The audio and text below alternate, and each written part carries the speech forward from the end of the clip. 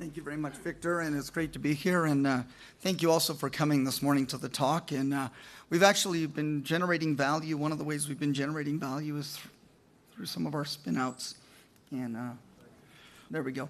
Forward-looking statement. Myself, I'm the CEO. We have a Vice President Exploration, Freeman Smith, and I'm very excited about what we're doing. And please go to our website to see more disclosure. Riverside has actually been doing quite a work on running a business of exploration that's been able to develop mineral exploration projects, but also help to create new companies. We're doing that in Mexico as well as in Canada. And right now we've actually proven through our recent diversification and helped move into Canada. And also we have a strong cash balance, over $4 million in the bank. Riverside has actually been very careful with our deployment of capital over 18 years, only putting out less than 75 million shares. So we've really been careful about that.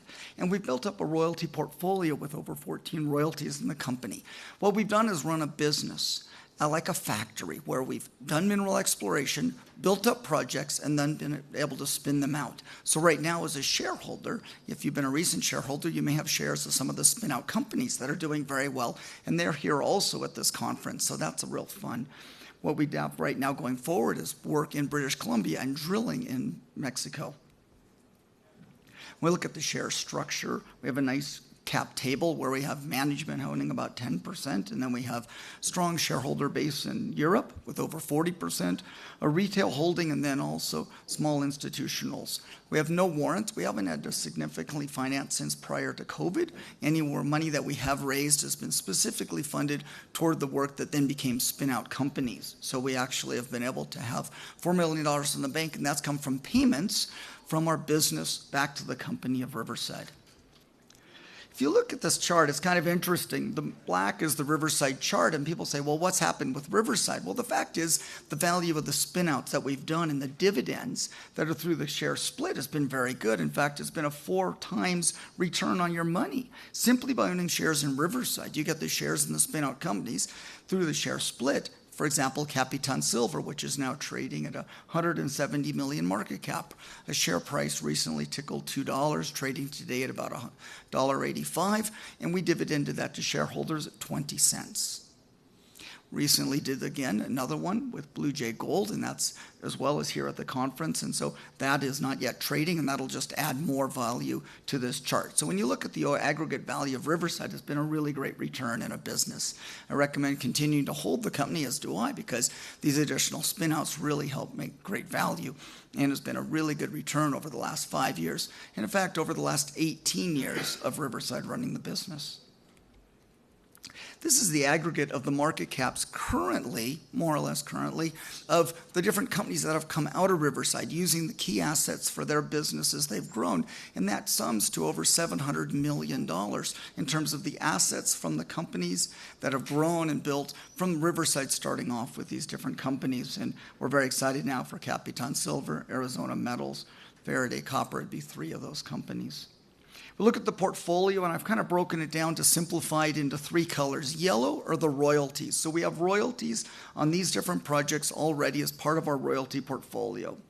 Second is the red. Those are the highest priority projects to simplify. So although we have a diverse portfolio, and we do focus on quality, we have the white or some of the other projects in the portfolio. But the red ones for today are some of the ones that I hit, and particularly for an investor. If someone says, do you have focus in Canada, the Deer Park project? Nice gold, good project working well. Or in Mexico, the Union project, where we're drilling right away, right now. Or for copper, the Ariel project. So we have specific assets in the portfolio for gold, silver, and copper, and even for rare earth elements. Look at the management team. It's had a good stability of management. I founded the company 18 years ago, working with Robert Scott, the CFO, for that entire time. We've worked together with many of the people for over 10 or 15 years with Riverside. It has a really good team, family, working together, working with our group in Mexico. In Mexico, it's 100% nationals working there. Everyone is local. We work in Spanish, and it's really good. And then we have Freeman Smith, our Vice President Exploration. He's super dedicated, great, and he also now works with our spin-out company, Blue Jay Gold. And so we have this continuity that people work with Riverside, and then as we move forward, that gives the investor certainty that the competency of the team and the technicalness is there that's backed up the company. Over the years, we've done the work for BHP Billiton, for the work we've done with Teck Resources, we've done the work with Hochschild Mining, with many partners over the last 18 years, and we continue to work with many partners. On the director side, it's great. We have a director from our European shareholder base. Having 40% European shareholders is great. Having a banker, James Ladner, who's worked in the financial industry, or having Walter Henry from Toronto, who's a fabulous director, very active in finance and really good. James Clare, a top lawyer on the board, and Brian Wilson, the former leader in Centerra Gold, knowing a lot about different projects. So it's very nice to have a really dedicated board.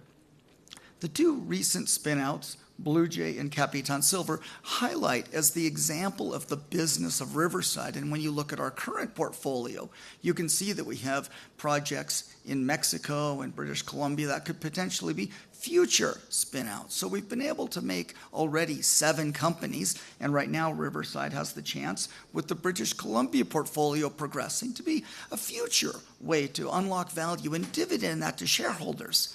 This really assuring that shareholders get a good return by giving 100% of the shares to the shareholders, and myself being a big shareholder, this has been great. It's been one of my best returns as an investor. The Revel project, being rare earth elements, is interesting. And this is a little video here showing the white, the big carbonatite. The carbonatite is the right type of rock to have rare earth elements. This carbonatite goes over 6 kilometers on just one side. It's a large dike that we have here that's nice, mineralized, and a very nice zone. It just gives an example of the scale of project that Riverside tries to work on. Each project that we work on has big scale and really tries to look for big areas. The Deer Park project is the second project in British Columbia. This is near the Trail Smelter, near Trail, BC. It's the Rosslyn Gold Camp, and Riverside has this project plus additional projects in British Columbia progressing as we recently sold off and dividended our Ontario business as Blue Jay Gold. Now Riverside shareholders have a net set of portfolio for drill results and exploration. As well, recently in British Columbia, over this summer, we have acquired the Jackert project and the Rendell project, and so right now the guys are in the field. Right now, we're getting out there and doing the work, and people are talking about how slow the laboratory is taking. Well, we're actually using in the field X-ray XRF machine that can give us a general idea of what's in the rocks and what the assays are. So we're in the field getting the type of using innovative technology. We're bringing in all the databases, and people are talking a lot about AI. We're using a lot of HI, human intelligence too, blending to that, but using the data and then using in the field different technological techniques, drones, and everything else that we can do to rapidly move these projects ahead and drive up easy access locations.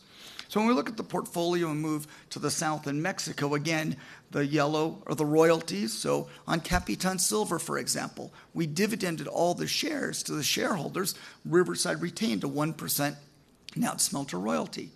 With Arizona Metals, we did the deal with Arizona Metals, and Riverside retained a 2% net smelter royalty on Sugar Wolf Peak. So Riverside has been amassing a portfolio of royalties, not by buying royalties, but by creating them.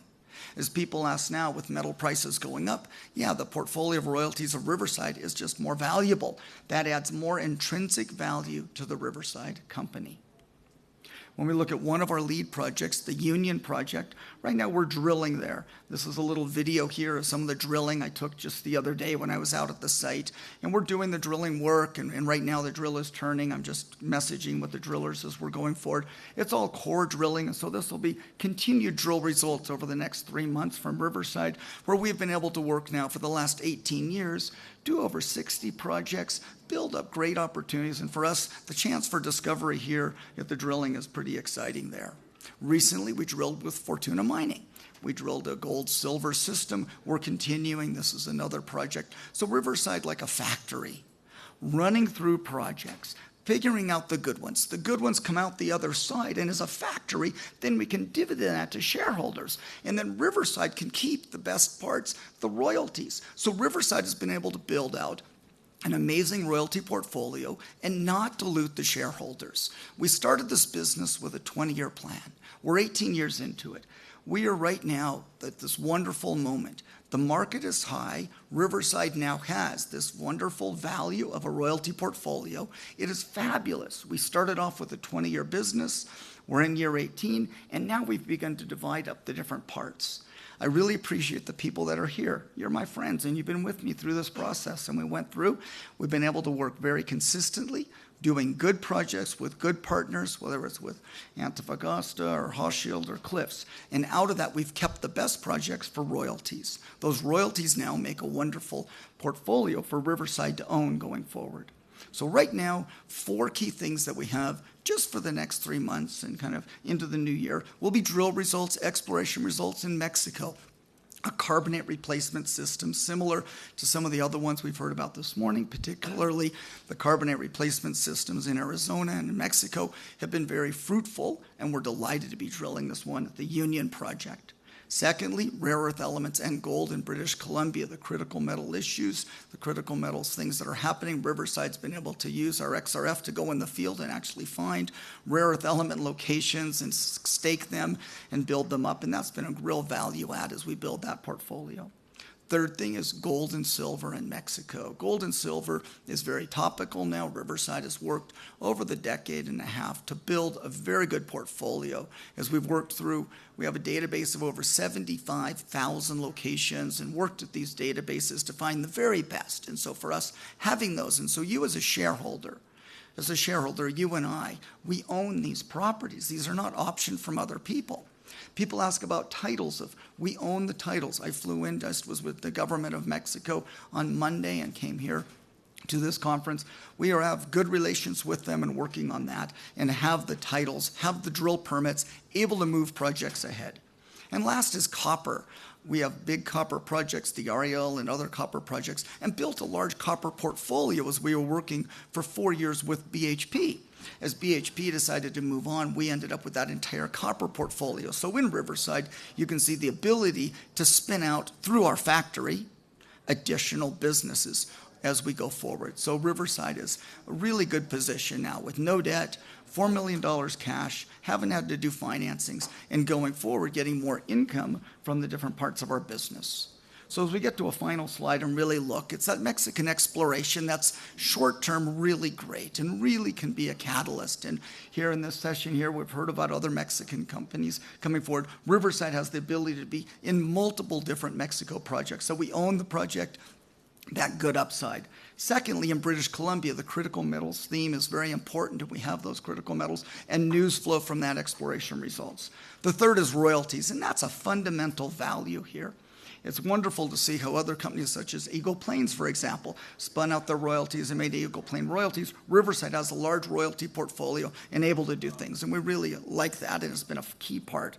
And then recently, the Blue Jay. So if you are currently a shareholder, that'll be listing, and we're moving ahead. It's wonderful. We have Jordy Mark here, who's the CEO of Blue Jay. Welcome meeting him after as well. It's great to work with Jordy. He's a wonderful person, and just such an honor to work in a company that we can get great leaders. Alberto Orozco leading Capitan Silver, Jordy Mark leading Blue Jay. I'm just humbled. It's really wonderful. It's a great company. It's a lot of fun. And so Riverside is set in a great way, and it's been fun to be here at this conference. I really appreciate Misha and Jessica, and being here at this conference is really great, and thank you all for attending as well. Look forward to taking any questions and meeting you afterward as well. Thank you very much. Thank you very much. We have time for one quick question with a quick answer. So the one question that does come up is, why is Riverside share price not moving up? And I think I showed that in that chart, that the spinouts have done well. Now that the dividend has happened for Riverside with the share split, Riverside is already up 30% since we did the dividend split. In fact, we're at a higher share price now than we were when we had actually Blue Jay in us. So this is remarkable. So we've been able to dividend 2/3 of our company out to shareholders for free. This is called unlocking value. And now we're more valued as a company. Thank you very much. Great. Thank you.